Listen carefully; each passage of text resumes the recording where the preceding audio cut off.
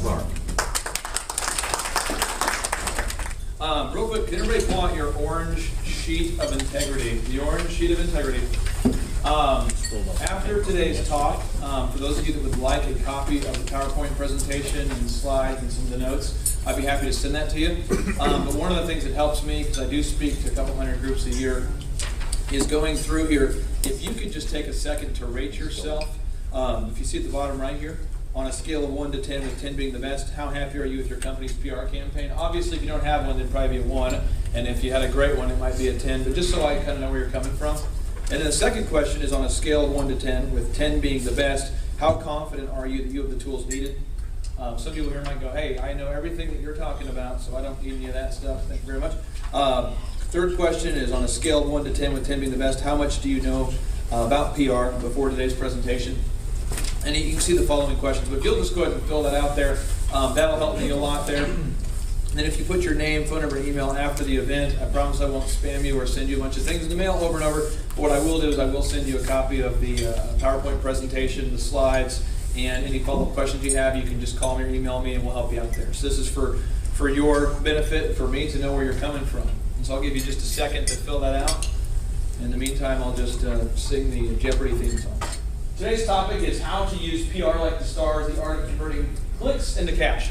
My background, just so you know, I think that sometimes the content of what you're hearing should always be weighted by who are we listening to, why is this person credible. So I just want to give you a little bit of a background on who I am and my background. I was the SBA Entrepreneur of the Year, as Roger said. We have 9 businesses. We have 5 kids. I'm always working on something big. I try to avoid direct sunlight. I'm just kind of kidding, but my wife makes fun of me because I'm inside so much. I don't go out very much. So I took algebra 3 times. Everybody here is smarter than I am once you get to know that. Took algebra 3 times to get through that. And I did take my ACT 3 times to get to college as well. So I want to encourage you guys that everybody here, if I can do this stuff, I promise that you can do it. Okay, so the 6 things we're going to go over today. 6 things is 1 is what is the definition of public relations? 2, what are your business goals for this year? 3, how will viral and passionately positive PR help you achieve your goals? 4, why does PR work? 5, if this works, why doesn't everyone just do it? And 6, what are the systematic step-by-step steps that you must take to launch an effective PR campaign? This is a quote I want you to either write down or just remember in your brain. I define what I do as gift wrapping. If you package a bracelet in a Tiffany box, it will have a higher perceived value than if presented in a Kmart box. Same bracelet, different perception. Who here remembers the British invasion when the Beatles landed? I do not. I'm 32, so I don't remember that specifically. I've seen it. Who remembers when they landed here, okay? True story. They landed. If you read a book called Guerrilla PR 2.0, you can read the historical review of this, but it's Guerrilla PR 2.0. Phenomenal. The Beatles land, from Britain. They land over here. No one knows who they are at this point. Okay, so the kids are like, who are these guys?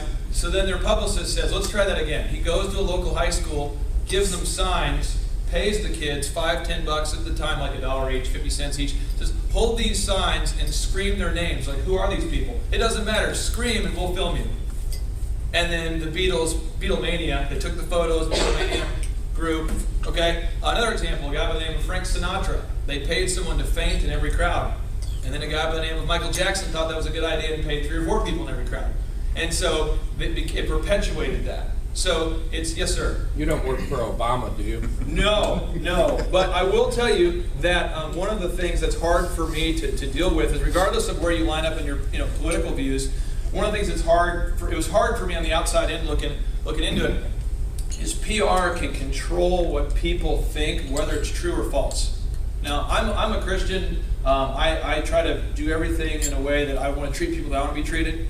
And I think a lot of us, regardless of our religious beliefs, want to do that. We want to treat people the way we want to be treated. But this is like the Force, like Star Wars, where you have and you can use the Force for the good team, for the good side, or the dark side. But it works either way. And they estimate somewhere between 70 and 85% of all news is a result of a press release, PR. Somebody paid to shape your view. Over 70%. Every study says over 70%. Some say 71, some say 84. Isn't that kind of crazy though? Think about watching the news tonight and how that affects your worldview. Now right now as a culture, what's the bias that the whole culture has, that every time you turn on the news, when it comes to the environment, what's the thing we're all being told to do? We all need to go green. Green. Aha. So is that a trend, or is that going to be a long term? Like, is that going to last? Is that a fad or a trend? Is that going to last beyond a year, you think? A trend? Now, at some point when I was in 7th grade, some of you remember this, we were told that the hydrocarbons, released from cars, are damaging the ozone, right? And so what we say is, as a country, somehow, from my age 12 till now, we've gone from, we should probably go green, to now it's irrefutable. If you don't go green, there's something wrong with you, okay? Now, regardless of whether we agree with this or not, this is a trend, right? Now, what if you were the expert in your community, right, about this infringement on rights and security, and you know everything about security because you're the guru? Couldn't you kind of appoint yourself to be the guru? And then when every time the media writes a story about security, they're like, we're live here with such and such from, and it's you. See what I'm saying? You can appoint yourself as an expert. And how does that translate into dollars and cents? It really helps. Have you guys ever seen, remember OJ, when the white Bronco was driving? And within like 10 minutes, they have an expert. My brother. Your brother? He was one of the guys they kept talking to all the time. Awesome. Well, that's an example. He's a lawyer, but we didn't believe it. Well, you know what I'm saying? So how do you find these experts? They find these experts because people in a room just like this decide they're going to start promoting themselves as experts and making those connections so that when things happen, you'll get the call. And I promise you it will dramatically impact your sales. So I'm saying, what if we gift wrapped our ID business, our security business, in a way that gift wrapped us like the Tiffany's box? Does that make sense? Where people now don't care about the price, they care about the value. Even though it's the same bracelet in the box. Does that make sense to everybody? This is my definition. The art of systematically creating the closer. The closer that you can use to enhance your existing reputation and close more deals now.